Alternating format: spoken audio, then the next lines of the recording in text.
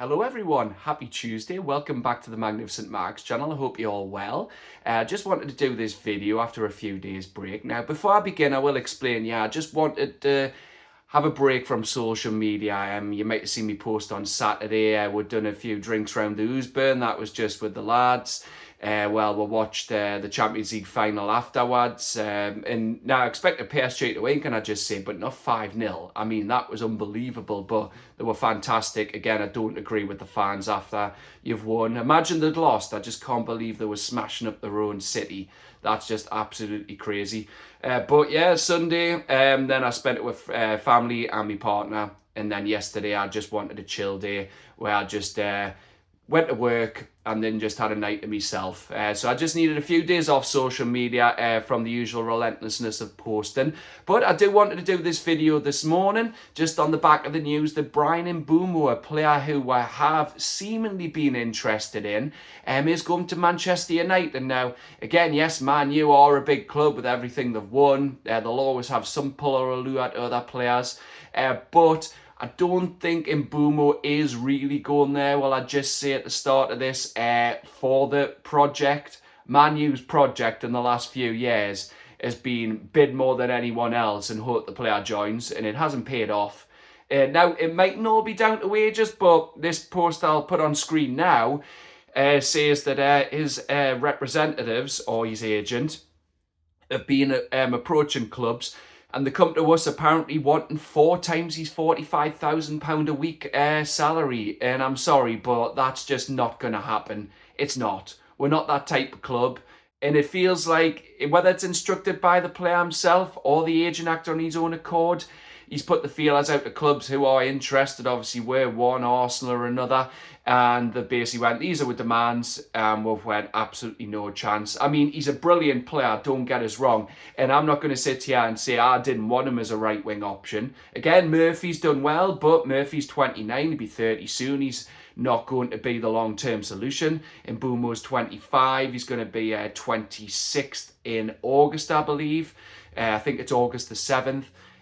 So it is just kind of disappointing that it feels like he's turned down the chance of working with an elite coach who takes a game onto a new level, Champions League football, maybe for higher money, because I don't believe Man U have a project. As I said, they've signed Cunha and they're going to get Imbumo, it looks like. But has anyone else really made a bid for him? No, not really. But I've got a couple of arguments here for him. I've noted this down. His stats for his Premier League seasons. So this is Imbumo only.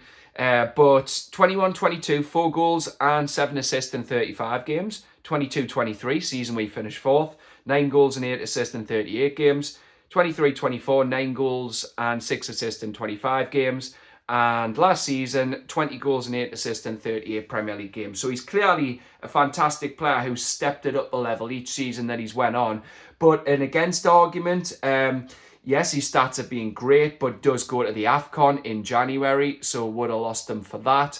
There's an account by a lass called Sabrina. Her handle's at StuffsAbsays, at StuffSabsays, is posted. Again, I'm like Shearer, I'm not a fan of XG, but if you're looking at it in an argument sense, because to me, XG's expected goals are the ones that hit the net. If you expect to score, you'll score, but she's put he's got 15 non-penalty X goals out of 7.5, so he's doubled that last season, but the chances that are happening are 1 to 2%. So you might think, yes, Murphy's had a great season this year, but was this season just a one-off? We won't know till next season if he does remain a right winger. But we'll have 4 competitions, so you wanted a new elite one for them to rotate. But then it could be Miggy in 2022-23 season, where he was through that purple patch where he just couldn't stop scoring, and not just scoring, but scoring worldies. So yeah, it just makes you think, have we missed out? But I'm just like, well, if you don't bid, have you really missed out? We don't want to break a wage structure, because for me at the moment, Newcastle aren't really a club.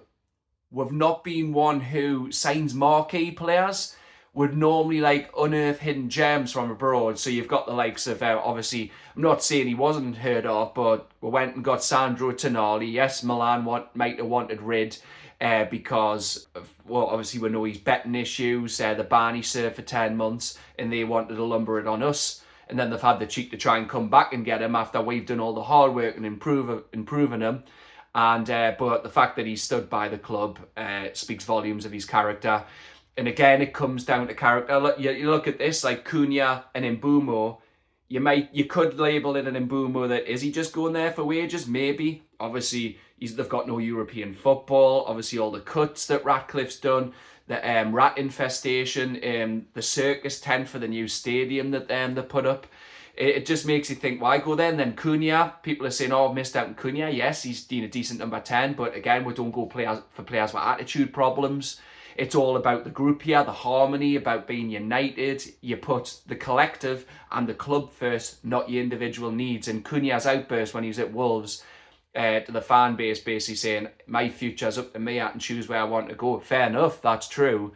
But you don't come out and do that. You've got to still, keep your decorum. You've got to be respectful. Just keep your counsel. So again, yeah, and I've said we're unearthed players, so it might be a smokescreen.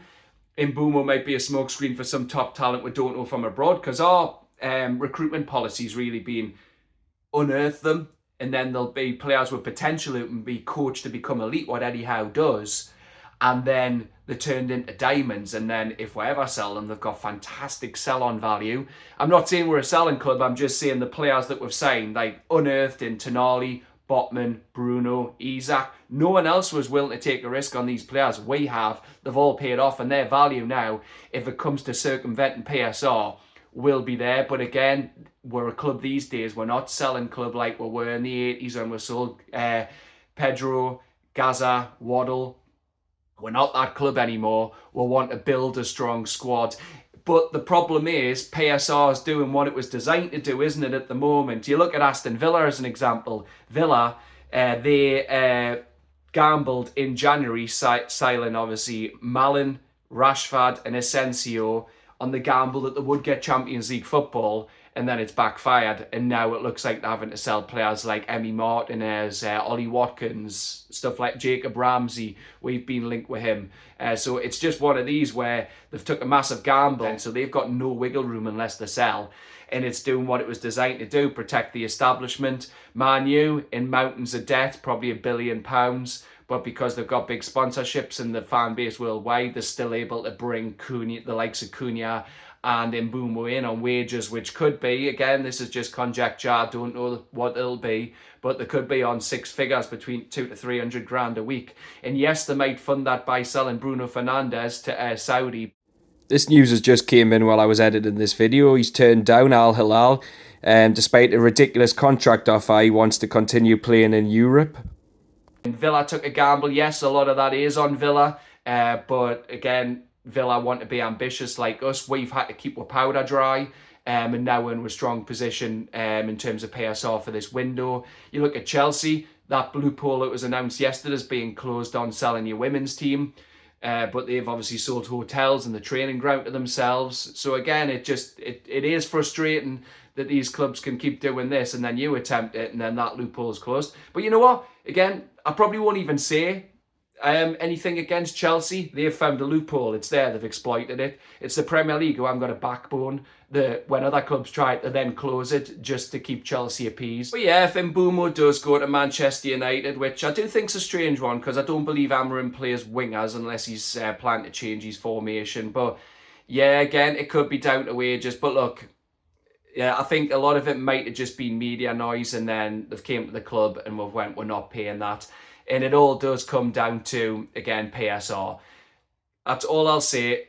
At the moment, when it comes to a bidding war for wages, we're not going to win that until we get massive sponsorships in for the training ground, training kits, stadium. We're regularly qualifying for Europe or winning things. Europe, especially, obviously, Champions League. We're not going to break our wage structure. It might have to happen at one point where we'll have to bite the bullet and we won't like it, where we'll have to sell a big name. I don't want that, but unless the club keeps being successful on the pitch, that might be a reality we'll have to accept when it comes to PSR. I don't like it. I don't want to lose anyone, but it's just one of those realities at the moment. Until PSR is gone or it's changed for the better, like Villa tried to get it raised 135 million losses over a few seasons, then it's always going to come back to bite with. But anyway, that's all I want to say in Imbumo. One last thing I wanted to say was the announcement from the club on the app yesterday. I don't know if anyone's seen it, but it's about the new box office opening hours. They're really downsizing in terms of in-person opening hours. So this is what they've said. The change allows us to better align with peak demand times and ensure our team's available when you need them. There's been more demand for tickets coming via book.NewcastleUnited.com and over the phone, so more effort is going to go into enhancing these services. And in-person queries have dropped. 93% of those are general queries and 99.8% are being made online or over the phone. And the new opening hours, as of yesterday, week commencing the 2nd of June, they're going to be open in person 10 a.m. to 5 p.m. on Wednesdays, match days 10 a.m. till half time. Obviously, that's home games. And the phone lines are going to be Monday to Fridays, 10 a.m. till 5 p.m. Home match days, 10 a.m. until half an hour before kick-off. And away match days, 3 hours prior to kick-off, they'll open up until kick-off. And if you do need any further help on this or to discuss this, you can contact them via email, boxoffice@nufc.co.uk, support@services@nufc.co.uk, and disability support@nufc.co.uk. And as usual, you can contact them on 0344 372 1892. So I just wanted to share that with everyone in case they weren't aware. Now, are those changes at the box office ideal? Not really, in my opinion. Look, I can see it from both sides. I'll give an objective opinion here. The club, as I've said on there, give the stats saying it's been a significant drop in terms of in-person inquiries and everything in this digital world, 2025. It's all done online or over the phone predominantly. However, a lot of people do still work 8 till 4, 9 till 5, and they mightn't be able to squeeze a phone call in. But some people, 9 till 5, that's when the box office is open, they mightn't be able to get up on a Wednesday. They mightn't get a Wednesday off. So my proposed changes, which I'm going to do via, like I've said, the emails, because I think if you ring up, the club will just tell you to email in anyway. But my suggestions are have one night or 2 nights where the phone lines are open later. So even if it's just like, say, 6 till 8 or 6 till 9, surely they could do that like on a rotated basis. Then it means people finishing at 5, 6, 7 or 8 will still be able to ring up the box office at that time. Even if it's one night a week, it doesn't have to be 2, just one night where it gives people a chance. Or they could ask someone else, their partner, for example, husband or wife, if they finish work, to ring up then. And the other change would be maybe have a digital service, an online chat. That's what a lot of call centres have now, whether you're ringing up about your gas or energy bill, your mobile phone bill, you can chat to an agent on an online chat service. So those are my proposals, which I'm going to send to the club. So those are just my proposals. I'm going to send those to the club via the email address. Whether they get actioned or not, that's the club's prerogative. But I just feel, well, I can understand the changes that they've proposed with we're being in a digital world. I still feel you've got to cover a wider demographic when it comes to people's hours at work. But that's it from me for now. I just want to do that short video this Tuesday morning. And there is a couple more videos coming this week. I'm going to do my moments of the season. So that'll be goal of the season, off-field incident of the season, etc, etc. I just want to go through my favourite moments, and I'm going to go through my player ratings as well. I'm going to do 1 video a week on each position, so that'll carry over for the next 5 weeks. So I'll start that on Friday.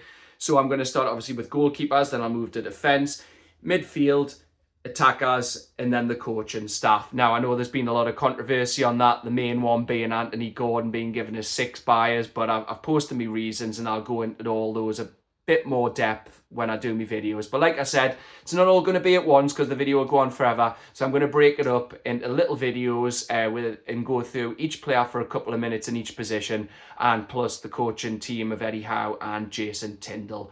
But I will be back tomorrow with my video on my moments of the season. But for now, as usual, if you do like this, please drop it a like. Share it on your social media channels. Please subscribe and turn on those notifications, and do the same for my friends and their amazing content over at NUFC 360, Magpie 24/7 and Magpie Ultras. But for now, I'll be back tomorrow, but enjoy your Tuesday. Thanks for watching. Bye-bye.